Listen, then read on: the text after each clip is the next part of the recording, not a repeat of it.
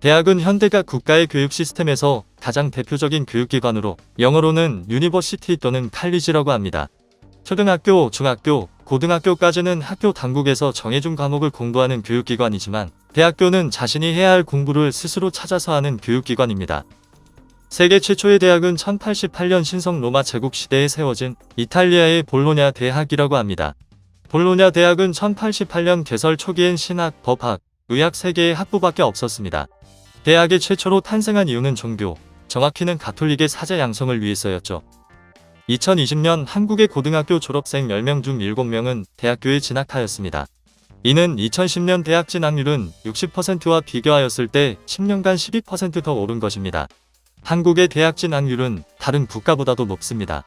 경제협력개발기구에서 조사한 44개국 평균인 45%보다 크게 높은 편이지요. 학생들은 왜 대학에 가려고 할까요? 통계청이 집계한 2021 청소년 통계에 따르면 초중고 학생 89%는 대학 이상의 교육을 받기를 원한다고 합니다. 대학원에서 교육을 받고 싶다는 비율도 7%나 되었습니다. 대학을 가고 싶은 이유로는 좋은 직업을 갖기 위해라는 응답이 가장 높았습니다. 다음으로 자신의 능력과 소질 개발, 주위의 기대 때문의 순위였습니다. 대졸자는 고졸자에 비해 더 높은 연봉을 받고 일자리도 더 쉽게 찾습니다. 1980년대에 미국의 대학 졸업자들이 대학을 다니지 않은 같은 연령대의 사람들에 비해 연간 480만 원을 더 벌었다고 합니다. 그런데 최근 들어 이 격차가 더 벌어지고 있다고 합니다. 여러분들이 대학에 진학하지 않기로 선택한다면 포기하는 소득은 얼마나 될까요? 미국 학자금 대출 서비스 회사인 랜드에듀가 조사한 결과에 의하면 2019년 기준으로 미국 대학 졸업생들은 평균적으로 초봉이 5,800만 원이며 고졸자는 평균적으로 초봉이 3,200만 원으로 연봉 격차는 2,600만 원입니다. 미국 사회보장국 조사에 따르면 대학 졸업장을 소지한 미국 남성은 고등학교 졸업자보다 평생 동안 10억 8천만 원을 더 버는 것으로 집계했습니다. 이 금액은 미국 학생들이 대학에 진학하지 않기로 선택하였을 때의 기회비용을 의미합니다. 대졸자와 고졸자의 소득 격차가 커질수록 대학 진학 포기의 기회비용이 커지므로 높은 대학 등록금의 부담에도 불구하고 더 많이 학생들이 대학 진학을 원할 것입니다.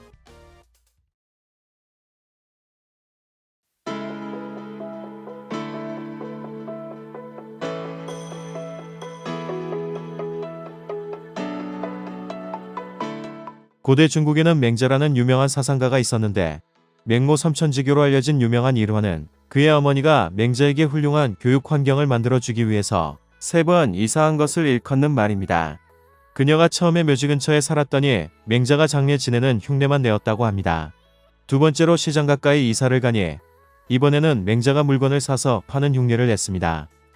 세 번째로 서당 근처로 옮기니 그녀의 아들이 이의범절을 흉내내어 비로소 그곳에 거처를 정했다고 합니다. 유교의 전통이 많이 남아있는 동아시아 국가들은 자녀들의 교육에 많은 관심을 쏟는다고 알려져 있습니다. 이유가 2015년에 발간한 한 보고서에 따르면 한국의 가계 지출 중 교육비의 비중은 6.7로 이웃 평균 1.1%보다 약 6배나 많은 것으로 나타났습니다. 한국 사람들은 왜 이렇게 교육에 많은 투자를 하는 것일까요? 경제적 기억 나점에서 이런 행위는 바람직할까요? 사람들이 교육에 투자하는 이유를 설명하는 경제이론은 크게 두 가지가 있습니다. 인적자본이론과 신호기능이론이죠. 인적자본이론은 교육을 통해 지식이나 기술 등이 쌓이면 노동의 생산성이 올라가고 이것이 개인의 소득 증대와 기업의 수익 증대로 이어진다는 이론으로 경제학자들의 폭넓은 지지를 받고 있습니다. 인적자본은 사람에 대한 투자의 결과로 형성됩니다. 그리고 사람에 대한 가장 중요한 투자가 교육입니다. 인적자본을 많이 축적한 사람의 소득이 그렇지 못한 사람보다 보통 높죠. 미국의 경우 대학 졸업자들이 고등학교 졸업자들보다 2배 정도 높은 소득을 유지합니다. 이 이론에 따르면 노동을 수요하는 기업의 입장에서는 교육 수준이 높은 근로자의 한계 생산이 크기 때문에 더 높은 임금을 지불하고자 합니다. 노동의 공급자인 근로자의 입장에서는 높은 교육 수준에 대한 보상이 있기 때문에 교육 비용을 지불하려고 하죠. 신호기능이론은 기업들이 교육 수준을 유능한 사람과 무능한 사람을 구별하는 수단의 하나로 사용한다는 것입니다. 즉, 대학을 졸업한다고 해서 그 사람이 더 생산적이 되는 것이 아니라 단지 미래의 고용자에게 자신이 유능하다는 신호를 보낸다는 것이죠. 유능한 사람들이 아무래도 무능한 사람들보다 대학을 졸업할 확률이 높기 때문에 기업들이 대학 졸업자를 더 유능한 사람으로 보는 것은 합리적인 행동입니다. 이 이론에 따르면 학교 교육이 실질적인 생산성 증가 효과가 없더라도 학교 교육에 비용을 지출했다는 사실이 중요합니다. 학력은 잠재적 고용주들에게 그 사람의 능력에 대한 정보를 전달한다는 것이죠. 두 이론 모두 교육을 많이 받은 사람이 더 높은 임금을 받는다는 결론은 동일하지만 교육 수준을 향상시키려는 정책의 효과에 대해서는 서로 상반된 입장을 보입니다. 인적자본이론에 따르면 교육 수준이 향상되면 사람들의 생산성이 향상되어 모든 근로자의 임금 수준도 상승됩니다. 하지만 신호기능이론은 교육이 사람들의 생산성을 향상시키는 것은 아니기 때문에 교육 수준이 높다고 근로자의 임금이 상승하는 것은 아니라고 말하죠.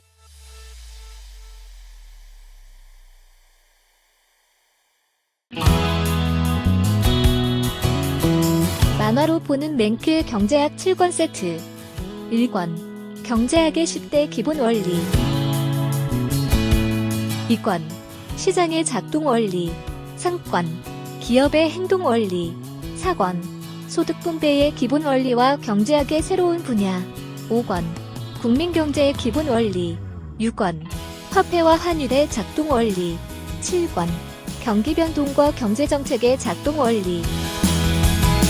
만화로 보는 맹크의 경제학 6개 언어로 번역되어 세계로 수출. 한국을 넘어 세계인들이 경제학을 즐깁니다.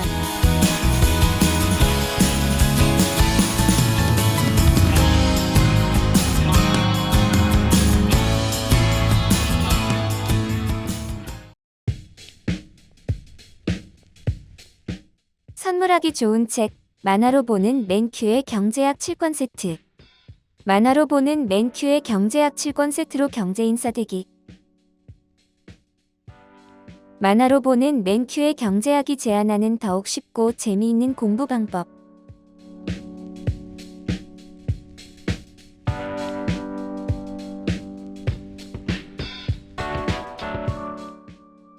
경제를 알아야 미래를 준비할 수 있습니다. 선물하기 좋은 책 만화로 보는 맨큐의 경제학 7권 세트.